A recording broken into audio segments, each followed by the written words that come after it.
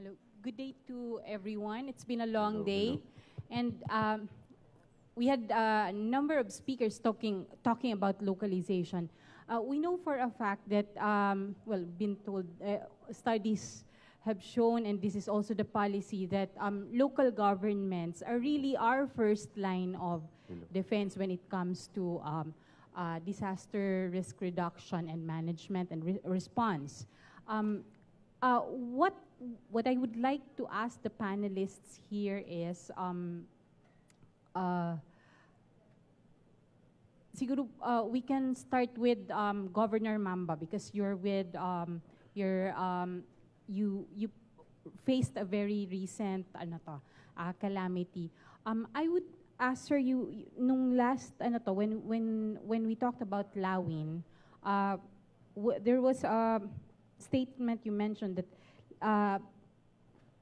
Cagayan will need something like a rehabilitation plan similar to similar to Yolanda. Can you talk about that po? Well, really, hello. Okay na, pala.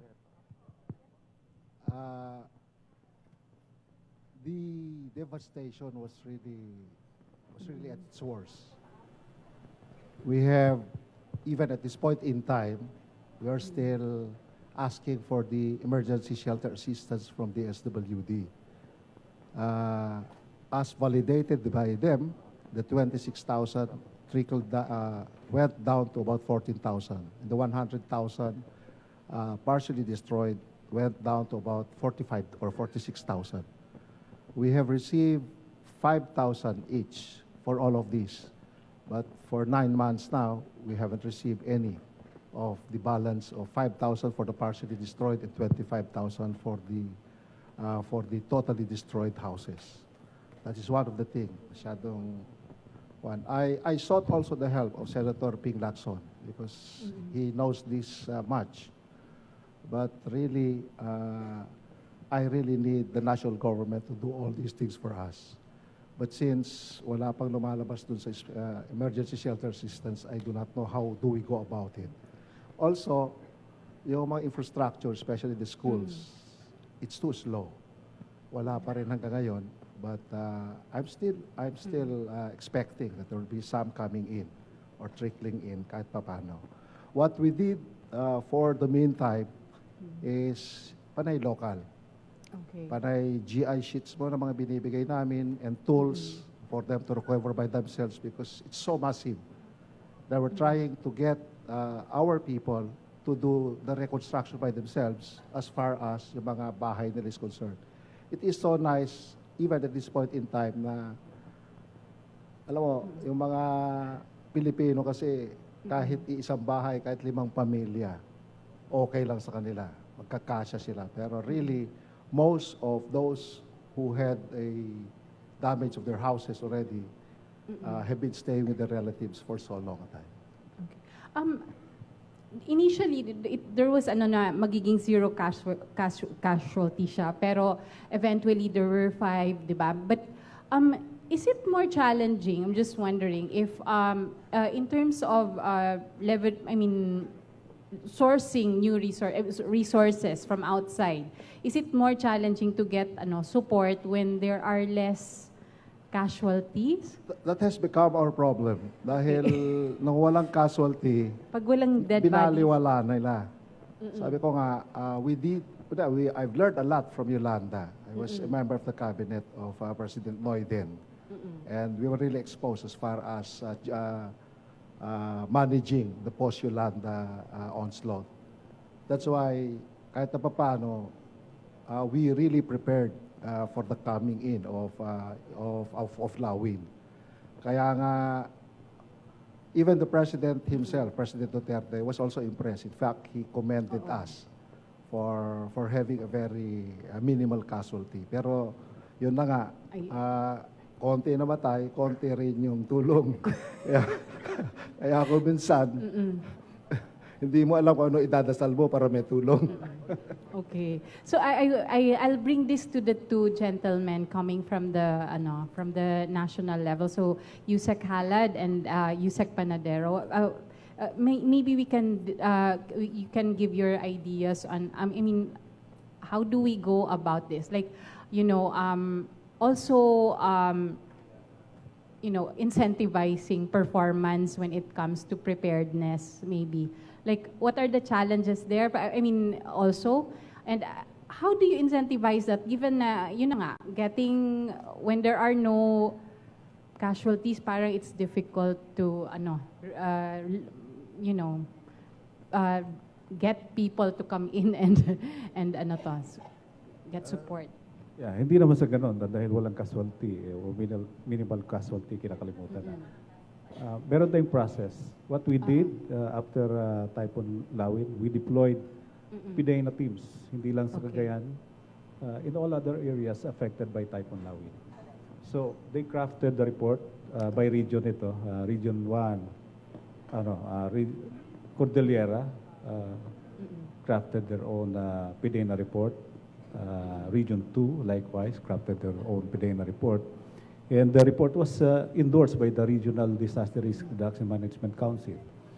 And supposed to be, that's already their comprehensive rehabilitation and recovery plan, not only for Cagayan, but the whole of Region 2. And may proseso pa tayong iba kasi eh. Ano po yun?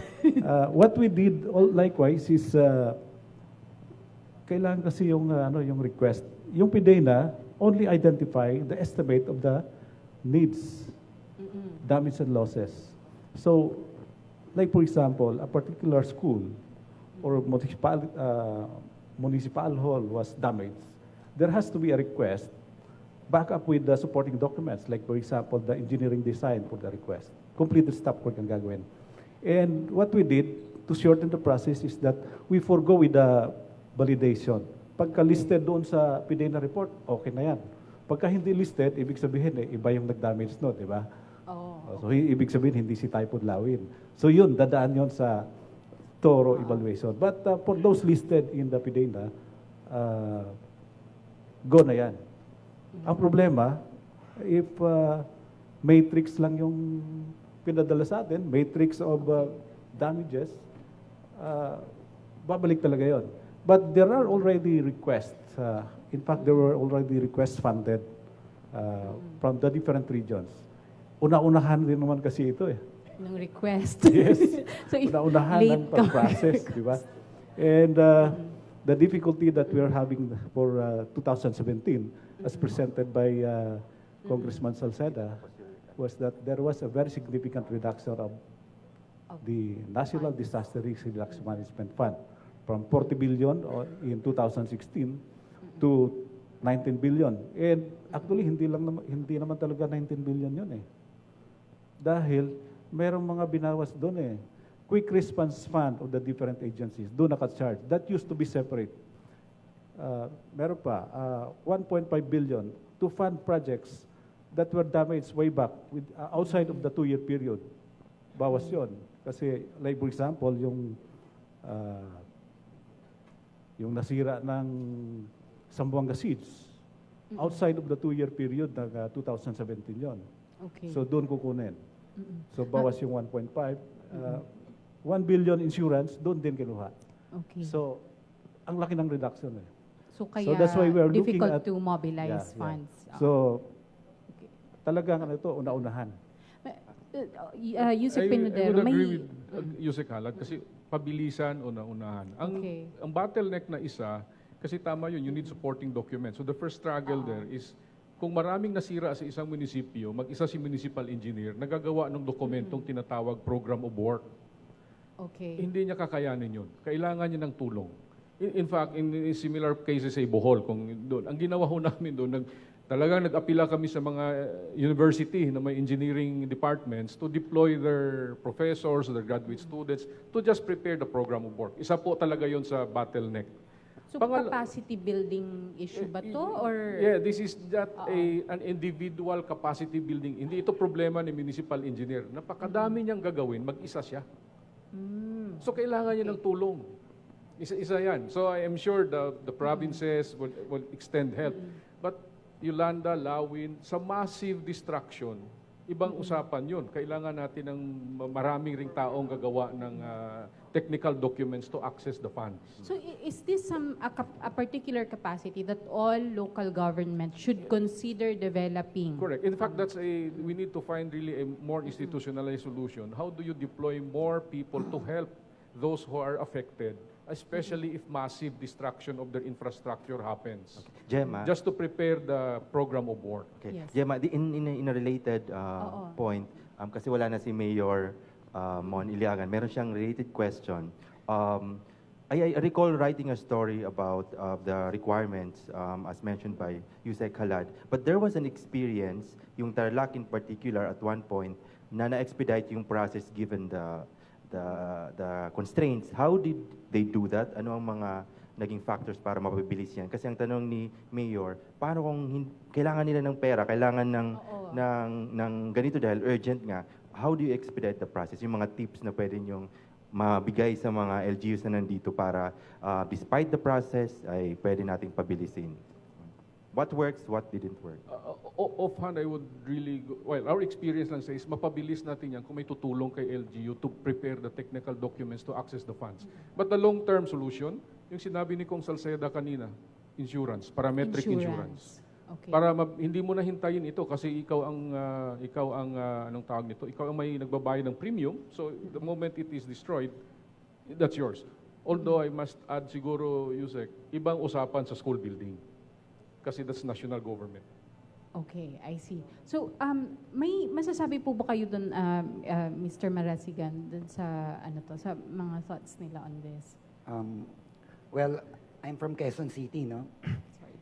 For the past 2 to 3 years, we're so lucky na, hindi naman we're so lucky. We did not experience a strong typhoon like what Cagayan has experienced. So, sa amin naman, through the instruction of the mayor, hindi porket wala kaming disaster, he always makes sure that he sends a team to Cagayan also. So, nagpunta rin po kami sa Cagayan, Isabela, Batanes.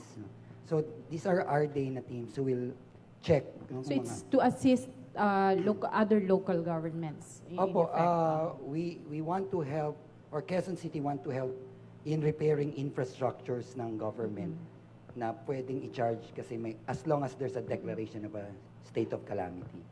So, pwede namin gamitin yung quick response fund namin. Sir Marasigan, follow up ko na rin yung 8 million, wala pa. Nag-follow up na sila. With us right now is Junica Soriano of Save the Children. I understand that Save the Children has a program also to help local governments. Can you tell us about that? Thank you, Gemma. Pleasure to be here. Magandang hapon po sa lahat. The project that I am managing is called Alert and Ready Communities. It's actually under the banner of the program Listo, kala Yusek Austere. I'm glad that what has been surfacing in the discussion so far is yung the reality na sinasabi nga rin kanina sa presentation ni Yusek Rick. May limitation ang kayang gawin ng isang agency, di ba po? So what we are saying recently, at nakikita din natin sa efforts ng both agencies, is collaborating among them, but also bringing in civil society organizations. By civil society, we don't only mean international NGOs like Save the Children and yung ating partner na Humanitarian Leadership Academy who is supporting this project. The project itself also facilitates the bringing in of local people's organizations at saka academic institutions. This is a key strategy kasi sinasabi natin na it's a last mile problem, di ba po? Yung sabi ni Yusek Austere, na when you get to the ground, it's really sometimes a matter of kaya ba nilang isulat yung barangay disaster risk reduction and management plan, yung kung ano pa yung mga technical requirements. So really our role is to facilitate that and give technical assistance. Gemma, in relation to Yes. that, if I may butt in, because we have a friend here, a partner from Good Neighbors Philippines. They have interventions on the ground with the various local government units, and he has a question with regard to the capacity of the barangay level, because they're working at the barangay level. Hello po, good afternoon everybody, and to our panelists. With also regards with the Save the Children. My name is Emmanuel Patriarca from Good Neighbors International Philippines. Our organization is focused more on child sponsorship and community development. With the Save the Children and also with our panelists, I just want to ask, what particular things pa or initiative from the barangay or from the agencies na pwede pa pong makatulong sa barangay natin in regards to formulation of barangay disaster management plan and the contingency plan? What Maybe assistance is being I given? can go first, specific to the BDRM planning, because that's really the focus of LISTO. What we're doing under the Alert and Ready Communities component of LISTO program is we develop benchmarks po. So parang ano yung 9 elements and key benchmarks na kailangan magkaroon ng isang barangay disaster risk reduction and management plan. Now, given that tool, so that's one way in which we can assure quality, di ba? Naggawa po tayo ng mga quality assessments. Pwede ninyong gamitin yun kung saan man po kayong area, kasi for now, nasa pilot kami, di ba, Sir Austere. Pero it is now very widely accepted sa ating pilot area. So pwede nyong gamitin yun, i-assess yung current quality kasi kailangan nating mag-start sa baseline, di ba po? Alam natin na yung iba low quality, minsan wala. Pero kailangan natin ng data to be able to move forward. Now, kung ano man yung mga gaps, lalabas po doon sa assessment. Tapos yung onward, di ba pinakita ni Yusek Austere kanina yung capacity building framework ng LISTO. Starting with assessment and then capacity enhancement. Yun na yung capacity enhancement part na yung pwede nating itap yung technical support from various government agencies at saka marami rin pong organizations. It's not just, syempre, dahil taga-Save the Children ako, that's one. And also yung mga partners po natin. Marami pong gumagawa niyan eh. So, I'm sure marami dito sa audience na involved din sa BDRRM plan improvement. Okay, thank So, you. Yusek Panadero. Quickly lang. So, maraming salamat for your interest to help out at that level. Our challenge really is how do you cover all 42,000 barangays? Yan yun yung ating universe. So, sa kami ang ginagawa namin, inuuna namin yung Eastern Seaboard, yung facing Pacific Ocean. Ano? The other one are the barangays in what we call the flood-prone areas, yung major river basins natin. And there's more or less mga 10 million. Kasi sila yung flood-prone. So, area of assistance, I would say, let's follow the model introduced to us earlier, yung community-based. That is really the way to go. Gagawa tayo ng mga plano, etc. Pagkatapos po niyan, maraming salamat sa Save the Children. Ito yung aming exercise. Kasi actually, marami nang may plano. Ang tanong natin, alin yung plano na talagang hindi lang dokumento, kung totohanan ng plano. Talagang pinapractice. Yung Paano natin tulungan i-evaluate yung ating mga kasamaan sa barangay, mga civil society, the other sectors to assess the quality of the plans. Hindi ko mo may nabuong dokumento ay sapat. Kailangan talagang tingnan yung kalidad. Okay, thank We you. have room for an additional question from the... Yeah, thank you. Okay. Sino pa? Si Sir. Please state your name and your question briefly. Sir po, nung barangay po ng Real Quezon, sa OCD, sir. Sir, nung panahon ni Pangulong Pinoy, meron akong resolution, 10 million from the seawall. May action center na ginawa. Pinorward ako ng OCD, pinorward ako ng DILG. The last, pinorward ako ng OCD ng Calamba, Region 4A. So, as of now, granted yung but as of now, kagaya nga ni Sir, ni Gob, yung 10 million wala pa rin. Thank you. Paano pong paraan ang gagawin ko doon? Nagsawa na ho ako kapapalo up. Napalitan na ang ating Pangulo.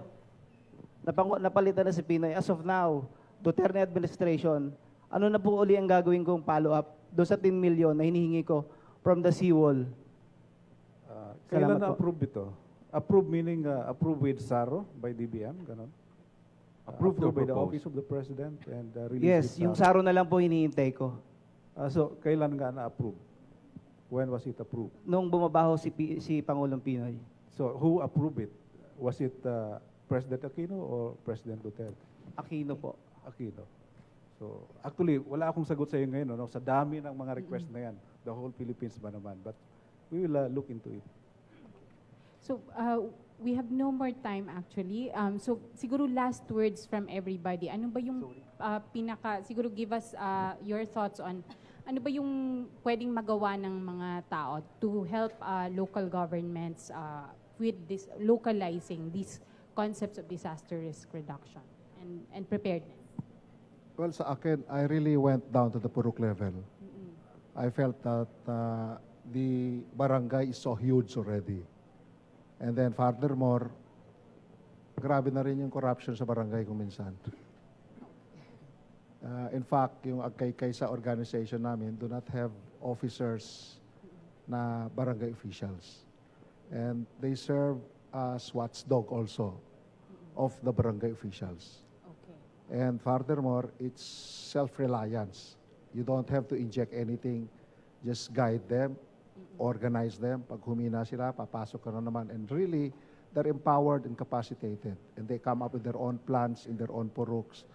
Kung minsan nga, na-insecure pa yung barangay officials sa kanila. Because they are, para sa akin, they are the more efficient na partner as far. Since I became mayor, I was doing that. That's why I'm doing it again for the entire province. Pero yung politiko kung minsan ayaw nila to. Pero really, it helps the community a lot. Okay. Yes, Yeah. Mr. Malasa. Sa Quezon City, we've been doing the grassroots DRRM. No? Nakita po ng ating officials that this is the most effective and the best way, no, in achieving zero casualty. So we just want to remind everybody na no matter who we are, no, as an individual or as a family or as an institution, we have to be ready and we have to adopt a culture of preparedness. Kasi baliwala ho ang lakas ng gobyerno kung yung tao po mismo ay mahina. So aminado po kami doon. We cannot do it alone. We need you as our partners. So let's strengthen our partnerships pa. Mas maraming partners, mas magiging successful po tayo. Okay. Yusek Panadero? I would agree on the community level, and that's our thrust as well moving forward. The other one is getting lang the local councils really fully functional, yung local dream C. At talagang maging effective and led by and leadership from the chief executive is the real key. Yusek Halad po. To address the concern raised earlier by Governor Mampa, especially in the identification of projects, hindi yung repairs, but on the preventive and prevention and mitigation side. So what we have introduced is a participatory mechanism for evaluation of projects as well as requests para na rin may transparency. Okay. And actually, naisip namin yan para mapabilis Kaya lang baka lalong bumagal kung maraming involved. Okay, so citizen participation as well. But what we adopted is the creation at the regional council of an interagency body to evaluate the projects. So ibig sabihin hindi lang dalawang agency ang nag-uusap. Okay. And on the implementation side, ganon din, may interagency project monitoring body. Yun ang mga ating regional council, mayroong civil society organization. So that means the interagency body can accommodate civil society. Yes, Junica, your last words, please. So I just wanted to add po na yung CSO kasi laging it runs parallel to the government in the same way that the DILG and OCD are decentralizing papunta sa regional, provincial, local level. Dapat ang mga CSOs din po ganoon. Kasi marami po dito sa atin sa Philippines na may mga agencies na centrally run, pero dapat ang pera, to be very definite about it, sinasubgrant sa mga local organizations, lalo na yung walang masyadong capacity to raise that in an international level. What helps us in our experience, Alert and Ready communities, yung aming funding and technical partner na Humanitarian Leadership Academy, they really give us a lot of flexibility. So we are able to go and ask the government, ano po ba yung gap, saan kami pwede pumasok? So just in closing, So there's flexibility. The message is just that let's try not to compete against dun sa mga local actors na nandun na po. I-augment na lang natin yung resources na meron sila. Thank you. So thank you very much, lady and gentlemen. And that's all. Thank you to our panel.